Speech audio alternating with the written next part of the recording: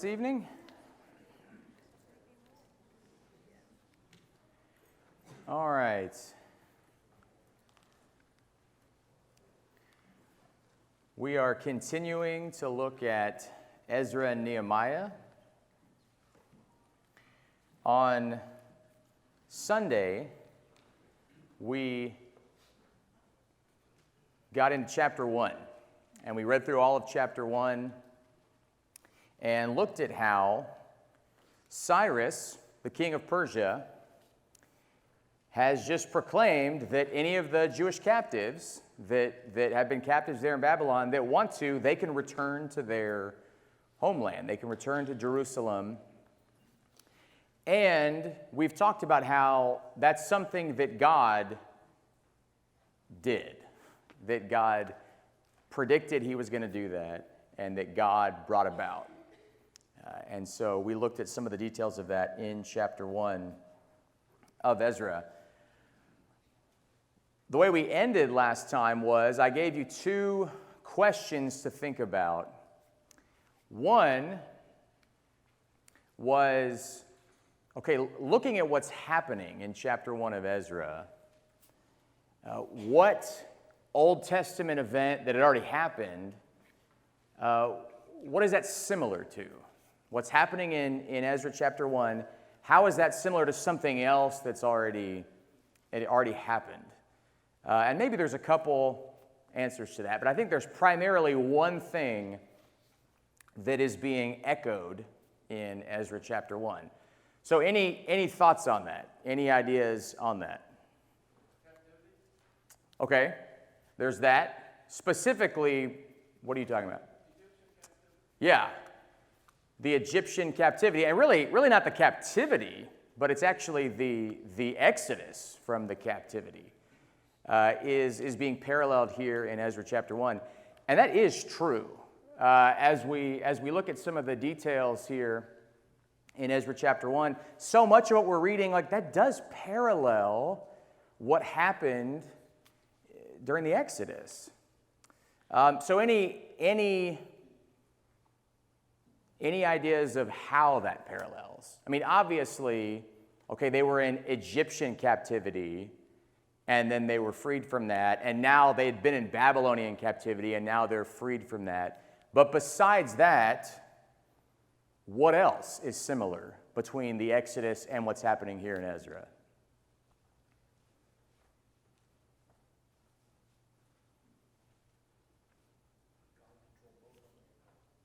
I heard something. Yeah. All right, so God's the one doing it, right? It's actually interesting.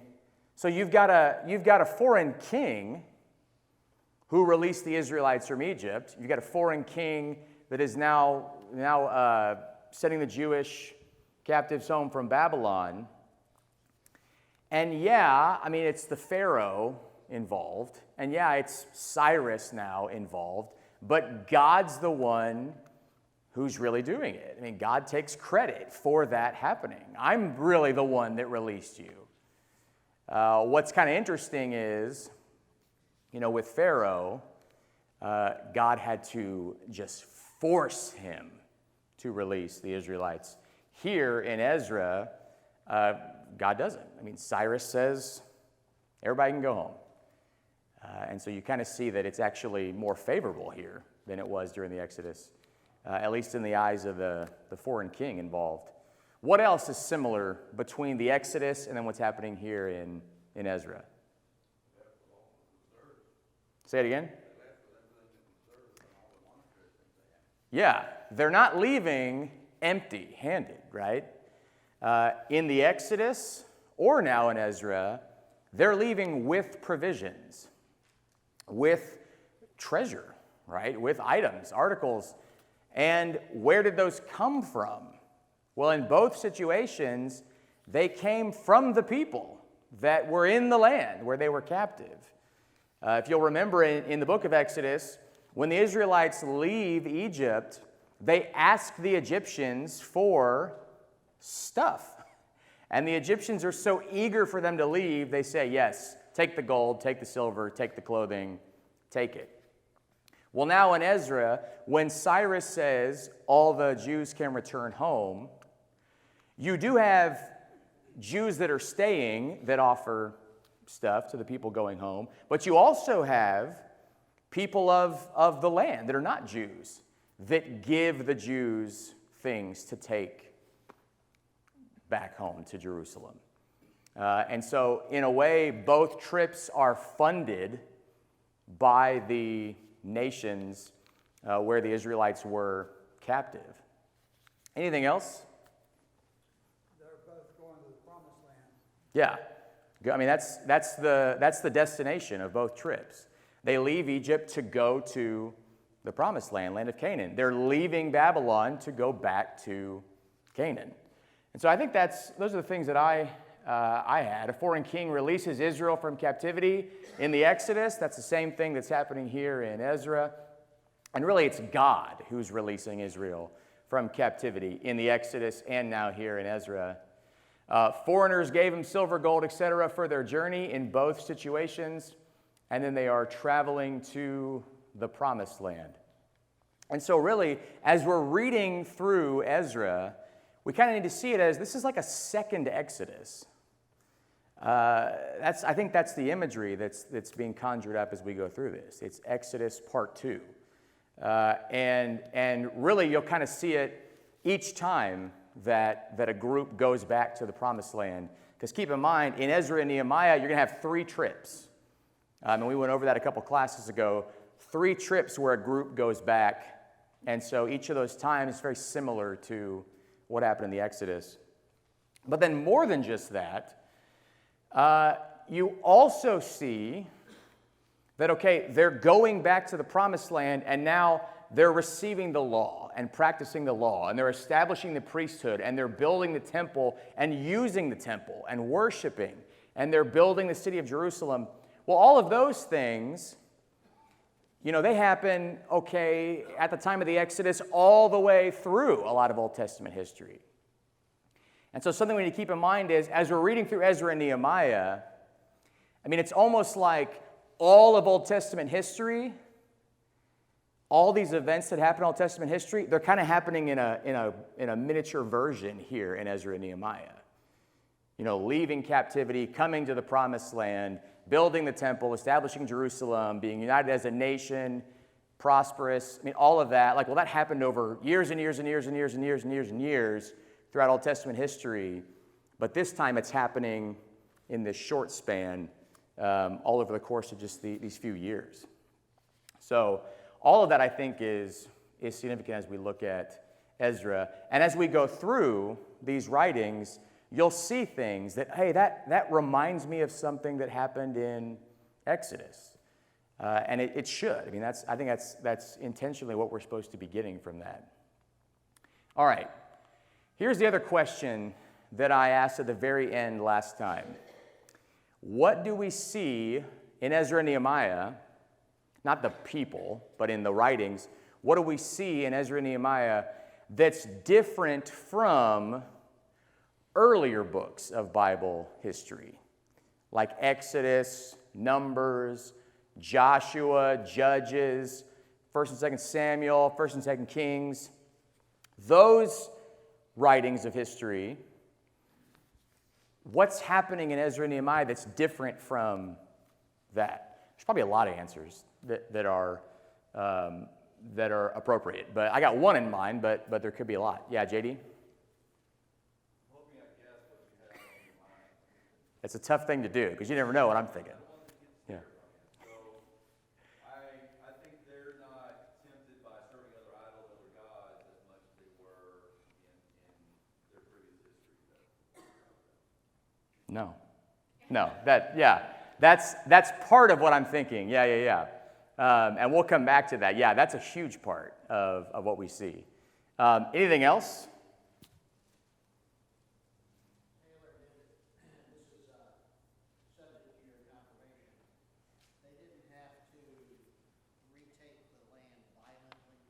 Yeah, that's true. That's a huge difference, is that they're going to face opposition from people, but it's not them having to fight them to get the land. Cyrus already decreed they could have the land. Their battles now aren't physical fighting. At least there's kind of a threat of that, but they don't have to conquer and remove the people already there. So there's a huge difference. Yeah, that's a major difference. Yeah. That kind of goes to the thought I had. In the other stories, you usually have the kings and the powers outside of Judah are the opposing powers. In this Yeah. case, you've got the greatest king on the earth supporting the effort. It's others that are interfering.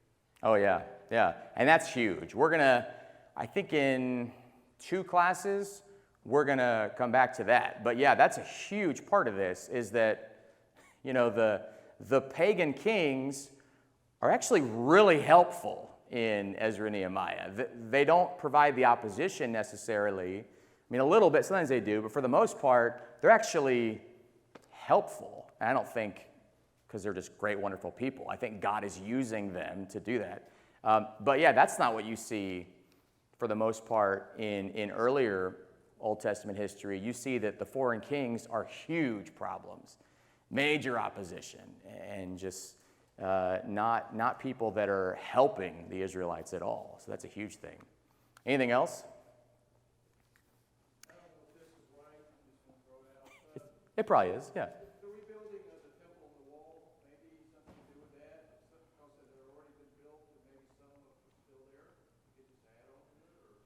Yeah, I think that's kind of maybe a specific example of a bigger thing that you do see is it's not like a lot of this is we're doing this for the first time, whether it's rebuilding the temple or the city or living in the towns or establishing the worship. All of it is a do-over.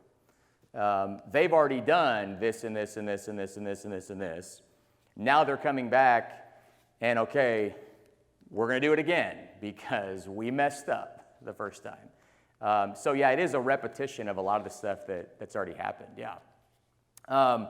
Let me go back to what JD brought up and just kind of give a broader version of what he said. What you see in Ezra and Nehemiah that is drastically different from most of the Old Testament history that comes before this is the attitude and behavior of the Israelites. And if you've read through Ezra and Nehemiah, you've seen this. These Israelites are not the same as the Israelites in previous history. Their attitudes, their behavior are different, drastically different. And we'll look at specifics, but that is a major thing that we need to notice. So let me start with this. I'm going to list some things that are found in Ezra and Nehemiah, list some events, and then I'm going to ask this question, okay, why is that significant? And as we go through this list, I'll keep asking, why is that significant? But here's the good thing for all of you. So often, when a teacher like myself asks a question, you all know I'm looking for some kind of answer. You just have no idea what I'm looking for. And I keep asking, and you're like, I don't even know what he's trying to get us to say. I'm sorry. So the good thing is, I'm going to give you the answer. I'm going to give you the answer to this question I'm going to keep asking. And the answer is, because that's not what it was like before. That's the answer to every single thing I'm going to put on the screen. All right, so you already know the answer. So this is going to be a piece of cake. In Ezra and Nehemiah, why is it significant that the Jews are concerned with appointing authorized priests? Why is that significant? Because that is not what it was like before. And you see that constantly throughout earlier parts of the Old Testament. They appoint people as priests because they feel like he should be a priest, whoever they want to be a priest. Okay, well, in Ezra, they're concerned with who is an authorized priest that is from the line that God said he should be from. Why is it significant in Ezra and Nehemiah that the Jews listen to the law and are concerned with teaching the law? Because that is not what it was like before. So often in earlier Old Testament history, they don't know the law. They don't care about the law. Sometimes I don't even really know where the law is. It's in a back closet of the temple somewhere. Now, as we're reading through Ezra and Nehemiah, we'll see, wait a minute. They purposefully stand there and listen to it read and want to hear it. and then the teachers go and teach the people what it means. That is just astounding compared to what it was like before. Something else in Ezra and Nehemiah, why is it significant that the Jews actually take the law and apply it to their situations? Because that is not what it was like before. They see things they're doing that are wrong, and they say, uh-oh, we need to apply this to us. Very different from how it was before. Why is it significant that the Jews listen to their prophets? During the time of Ezra and Nehemiah, you're going to have Haggai and Zechariah, prophets, show up. And Haggai and Zechariah are going to tell the people what to do, and the Jews listen to them. That is not what it was like before. On the contrary, go to 2 Kings 17 that we looked at last time, and God goes through all the sinful things that the Israelites had done, and it says he sent them every prophet and every seer to tell them what to do, and they did not listen to the prophets. But now, the Jews actually heed the words of the prophets that are sent to them. In Ezra and Nehemiah, why is it significant that the Jews are united in their work for God, especially during the time of Nehemiah? I mean, you just see Israelite shoulder to shoulder with Israelite working, helping each other, protecting each other, united in this task. Why is that significant? Because before, they fought each other. Go read Judges, constant tribes battling each other. Through the period of the kings, assassinations, you see the kingdom split apart, all kinds of infighting, goals that are in conflict with each other. But now, the Jews are united in their work for God. Why is it significant now that the Jews trust in God when they're afraid of their enemies? You see that. There's enemies that show up. There's opposition. And the Jews rely on God and trust in God to get through that. That's significant because that is not what it was like before. All of us know the story of the spies that got sent into Canaan and how they came back from Canaan and said, the people are too mighty. We cannot defeat them. There's no way. And all the Israelites believe those spies. And they think, we got to go back to Egypt. There's nothing we can do.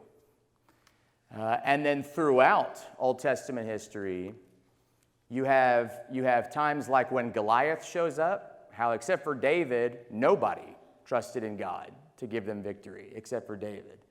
You have times where the Israelite kings are scared of their enemies, so their solution is, I'll make treaties with other nations. You know, Egypt will protect me, or I'll make treaties with the foreign oppressor so that he's kind to me and doesn't destroy me.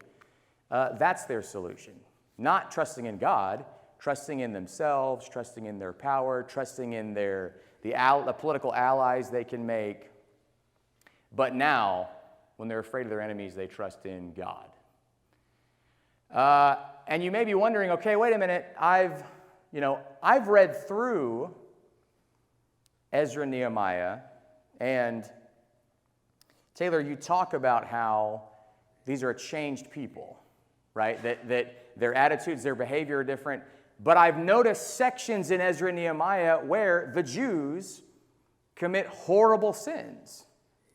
And if you've read through these books, you've seen that. Especially the sections that talk about how some of the Jews have intermarried with the pagans. If you've gotten to those sections, you've seen, wait a minute, this is like how it was before. Right? They're intermarrying with the pagan peoples, which is what they're not supposed to do. This is the same thing. This is not different from what it was like before. This is what it was like before. Yes, during this time period, the Jews still sin, and especially in Ezra, what you see is some of them have intermarried with the pagans, which is what happened throughout their history. But what's the major difference? If you've read through this, you've already seen this. What's the major difference? They go back to the law and they read and they find out this is not what God wanted them to do. And they say all that God has said we will do, and they will put away these wives, they will put away these husbands, these children, and they will do what God wants them to do. Absolutely. What you see is they recognize this is a problem, and they confess their sins, and they separate from the pagans that they are not supposed to be married to. So the major difference that is not like what it was like before is sinfulness is called out and corrected. It's not that they don't sin anymore, but they're committed to the law, and they're going to follow the law, and they're going to confess their sins and make correction. And sometimes it is a major correction that they have to make. But they do that, and that is not like what it was before. They intermarry with the pagans, and who cares? That was their attitude. Yeah, JD? Observation, maybe we'll bring this up a little later on, but it doesn't talk a lot about the king or a king or a royal family of the sort that's leading the people of how to do and how to observe. So it's almost like the royalness or the royal bloodline isn't involved with the people, and it's almost like the Israelites are serving God as their king, looking to the law as of what God wanted them to do in the first place, what he called the king, wanted the king to be with them. Yeah. What you do see is they don't have an earthly king reigning with them. Now, we're going to get to that in a second. They have someone there that's of the line of David. He's just not the anointed king, but he is of that Davidic line. But I think you're right in that their attitude is, God's our king. I think that's why they're so committed to his law and his worship, is because they recognize, he's sovereign. He's the king. And they are waiting, though, for God to fulfill that promise of there being a king from the line of David that always is there. But yeah, we'll get to that a little bit in this class and then in a later class too. Yeah, but that's a huge part of this. Anything else about this? Do we see how? This is a significant thing to notice in these books, the difference between this and previous sections of Old Testament history. Anything else about this? Yeah. The first point about the authorized priests, I do think that's interesting, because it's, they tried to prove they couldn't document that they were the proper, Yeah. Davidic tribe, or so they were not able to serve. And, if we look at before that, and as you said, other times, if you look at the times of Christ and the priesthood was being bought and sold, so it's totally Yeah. different than what they were doing here. Oh, yeah.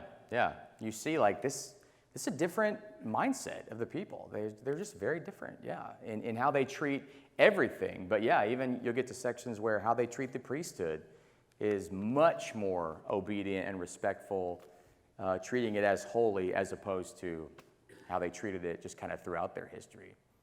Anything else?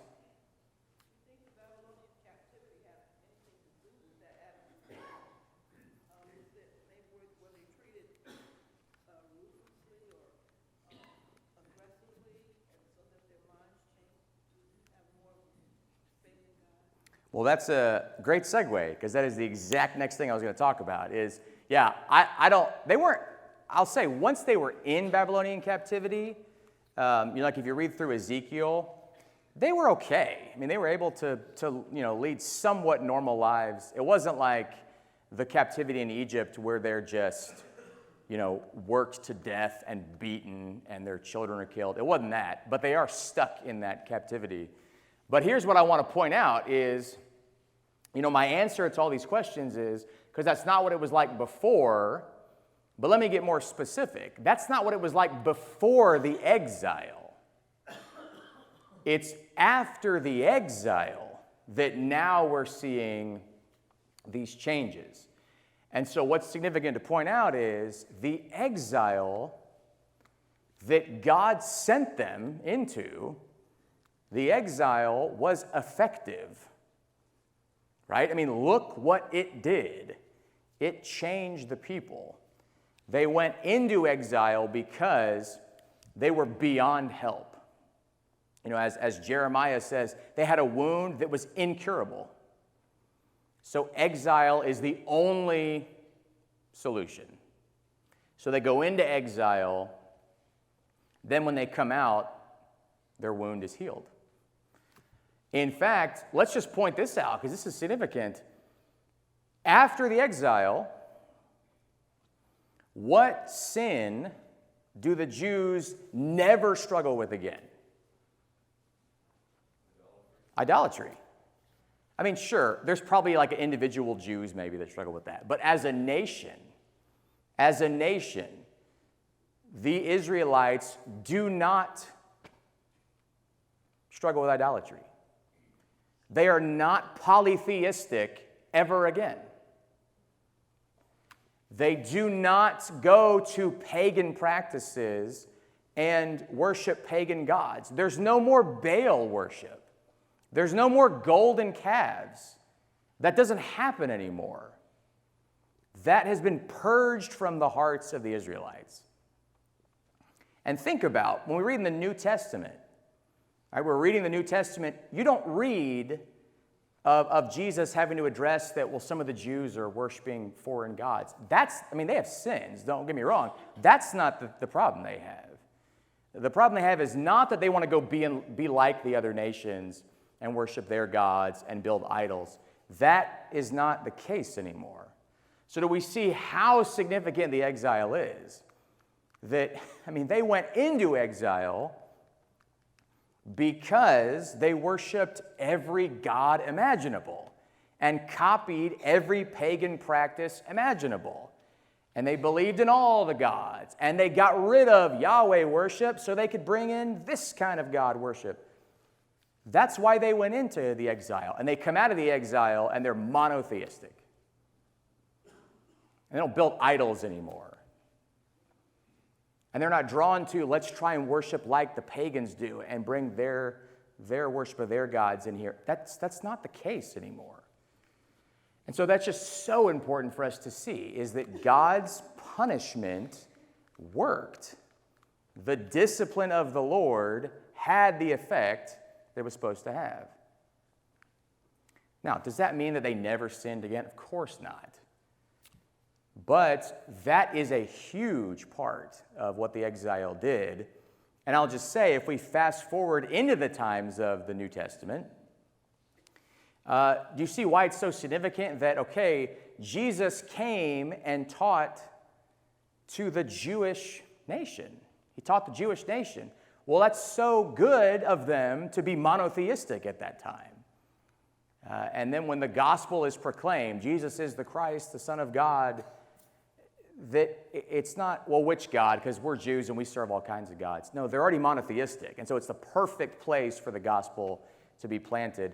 And so many of the Gentiles are God-fearers in that they have knowledge of the one true God. And maybe even worship the one true God. And have knowledge of some of the Jewish teachings.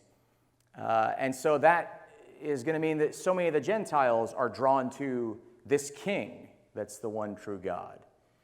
And so it really is the perfect place for Christianity to be planted and spread, is in that Jewish nation. And part of what the Jewish nation was is a result of this exile and what people are like after they come out of this exile. So any thoughts on that? Any comments or anything on that? Yeah. Yeah.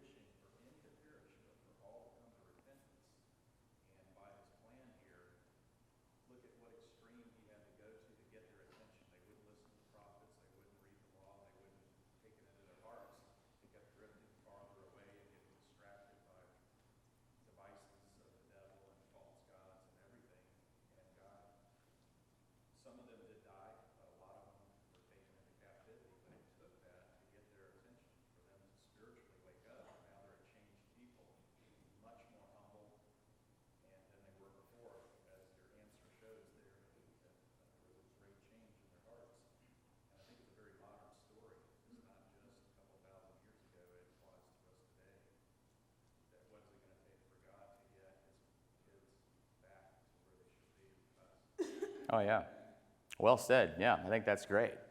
And I'll just bring up something that I think relates to that is, we're looking at the exile, which is God's punishment on his people because they'd sinned against him and just there was no hope for them. So he pours his wrath on them, right? I mean, that's what the exile was, God's wrath on his people in order to fix the problem of their sins. But of course we know, okay, well that's, in general that can be described that way, but we know it's not like the exile fixed the problem of sin in humanity. The exile didn't do that. It didn't fix the problem of sin itself. So how does God fix the problem of sin itself? He pours out his wrath on his Son. He pours out his wrath on Jesus. Jesus is the one that goes into exile, that drinks the cup of God's wrath and receives that punishment to fix the problem of sin for real. And so, because of that, we are a changed people. And so you see some parallels there between what's happening here in the time of Ezra and the time before that in the exile, and then what we've experienced in a greater sense as God's holy nation now. Any other thoughts or comments or anything on that? All right. Let's do this. So as you're reading through, wait, do I have the right slide up? Yeah. As you're reading through, I want to point something out that's just helpful for us to know. So I put the outline, one of the ways to outline these books up the other class period, and I said Ezra 1 through 6 really focuses on this expedition back to the Promised Land, and Zerubbabel is the chief person involved in that.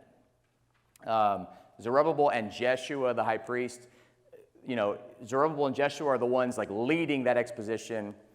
Well, there's the question of this. Okay, Ezra mentions Sheshbazzar as somebody that kind of leads, goes back and leads this expedition, and he's called the governor of Judah. But then you've also got Zerubbabel, and not here, but in the book of Haggai, Zerubbabel is called the governor of Judah. So, like, which one's the governor of Judah? And there's references to both of them, going back on this expedition. So, what are we to think of that? I'll be honest, I don't know that we really know for sure, but there's at least some suggestions that people have that, most of them are credible. I mean, they're valid. So one is that these are the same person. They just have two different names for the same person. Maybe that's true. They're the same individual. Both of these names are foreign names. So as to, well, why would they have different names for the same person? It's not like it's a different language or something. They just have two different names. So maybe Zerubbabel and Sheshbazzar, which are not easy names to say, maybe they're the same person. Or it may be that one's a relative of the other. That's why, well, one's the governor of Judah, but then his relative is also kind of a governor. That's been suggested too. It may be that Sheshbazzar died, that he goes back and is there, but then dies, and then Zerubbabel kind of takes over. Or it may be this. It may be that, Sheshbazzar, later in Ezra, it says that Cyrus made him the governor. So it may be that Sheshbazzar is kind of the official ruler, because Cyrus made him the ruler, but Zerubbabel is kind of an unofficial ruler. And the reason he'd be seen as an unofficial ruler is Zerubbabel is in that line of David. Zerubbabel's in that Davidic line. So he would be seen as, one of the people in line as heir to the throne of David. So you could see why the Jews would think of him as like, well, he's a governor too, just unofficially. Maybe that's the case. But I'll be honest, I don't know which of those it is. I mean, I kind of maybe lean toward the last one, but maybe it's the first one and they're the same person. I don't know. But just as you're reading through, if you're kind of wondering, who is Sheshbazzar? There's just not a lot said about him. Yeah, there's not. So it kind of makes it a little difficult. But maybe one of these is the answer to that. And if you have questions about that after class, feel free to ask me about that. Here's something that I want us to do for Sunday. Some of you already mentioned to me, Ezra chapter 2 is a tough read. It is. I mean, it's a list of names, a long, long, long, long, long list of names. So the question I have for you to think about before Sunday is not why is each individual name there. Don't go through each individual name and try and find out, well, who's this guy and what's he there? What's the significance of that? But why this list of names? What's the significance of these people as a whole, or these groups of people? Why is this in the book? What are we supposed to get from this list? We'll talk about that on Sunday morning. Are there any other comments or anything before we end? Yeah. Was it idolatry that caused the exile? I mean, a lot of sins caused the exile, but idolatry was the primary one because the idols are what they're worshiping, but those idols are representing the pagan gods, and the pagan beliefs, are contrary to God's will. So, I mean, when God lists, like in 2 Kings 17, all the things they've done, I mean, it's the idols and the practices associated with the idols, like the cult prostitution, child sacrifice, witchcraft, among tons of other things. But idolatry is probably kind of the chief one because it's the idols themselves and the gods they represent that all the beliefs surround. So, anything else? All right, well, thank you very much. I appreciate it.